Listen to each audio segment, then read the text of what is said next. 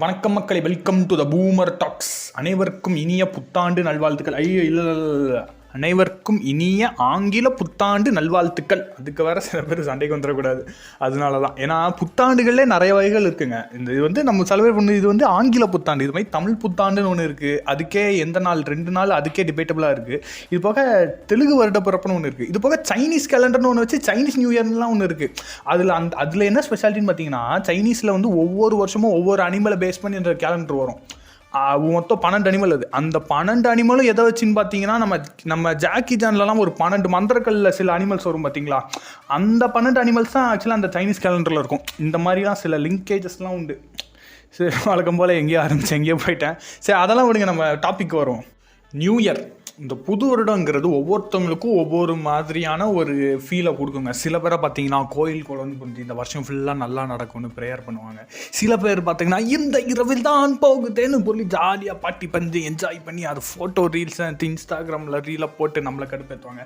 சில பேர் it's just another day அப்படின்னு சொல்லிட்டு தானே மெச்சூர்டு ஆட்களாய் நினைத்து கொண்டு ஜாலியாக இரவில் படுத்து தூங்கி கொண்டு இருப்பார்கள். இது ஒரு கூட்டமாக இருக்கும்.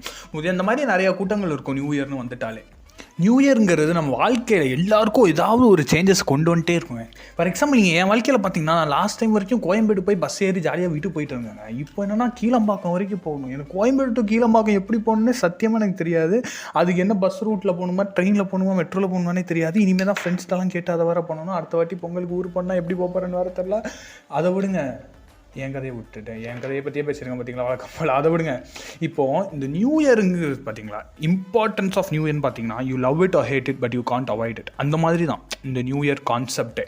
ஏன்னா இந்த நியூ இயர் அப்படிங்கிற கான்செப்டை சுற்றி உருவாக்கப்பட்டிருக்கிற அந்த சப்கான்செப்ட்ஸ் எல்லாம் நீங்கள் பார்த்தீங்கன்னா, ஒரு நியூ இயர் ரெசல்யூஷன், நியூ இயருக்கு நியூ ட்ரெஸ்ஸு, புது ட்ரெஸ் வாங்கணும், நியூ இயர்னால் ஒரு இடத்துல போய் செலிப்ரேட் பண்ணணும், நியூ இயருக்கு புதுசாக ஏதாவது பண்ணணும். லைக் நம்ம ஒரு ஃப்ரெஷ்னஸை நம்ம வாழ்க்கையில் கொடுத்துக்கிட்டே இருக்குது பார்த்தீங்களா.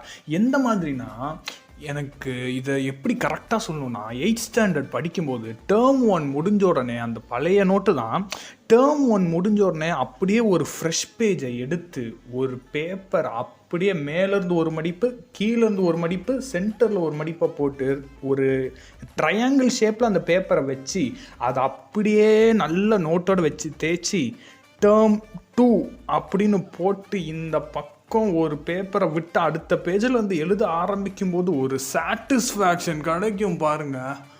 வா, ஏன்னா இதே வாழ்க்கை தாங்க, அதே பழைய போரிங் லைஃப்பை தான் திரும்ப வாழ போகிறோம். ஆனால் அதை மறுபடியும் ஒரு ஃப்ரெஷ்ஷான பேஜ்லேருந்து எழுத ஆரம்பிக்குங்கிறது ஒரு ஜாலியாக இருக்கும். ஏன்னா நீ உண்மையில யோசிச்சு பார்த்தீங்கன்னா, life is a boring, tiring, repetitive ப்ராசஸ்ங்க. அவ்வளோதான். சரியா, அப்பப்போ ஏதாவது புதுசாக எதாவது நடக்கும்னு நம்ம நினைப்போம். ஆனால் பழசு தான் புதுசாக பாலிஷ் ஆன மாதிரி நம்மளுக்கு கண்ணுக்கு தெரியுமே தவிர, ஒரே ப்ராசஸ் தாங்க திரும்ப திரும்ப இந்த வாழ்க்கையில் நடக்க போகுது. ஆனால் அதுவே நம்ம ஒரு புதுசாக ஸ்டார்ட் பண்ண போகிறோம் அப்படிங்கிற நம்மளை எமோஷ்னலாக, நம்மளை சைக்காலஜிக்கலாக நம்மளை ட்ரிக் பண்ணி ஒரு இது பண்ணுறோம்ல, அது ஆக்சுவலாக அது ரொம்ப தேவை. அது நல்லதா கெட்டதான் கிடையாது, நல்லது தான். அது நம்மளுக்கு கண்டிப்பாக தேவையான விஷயம். அது அதே மாதிரி இந்த நியூ இயர் நம்மளுக்கு ஒரு சென்ஸ் ஆஃப் ஹோப்பும் கொடுக்குதுங்க. இந்த வாழ்க்கையில் நம்ம இந்த வருஷம் ஃபுல்லாக அடிபட்டு மிதிப்பட்டு நொந்து தான் கிடப்போம்.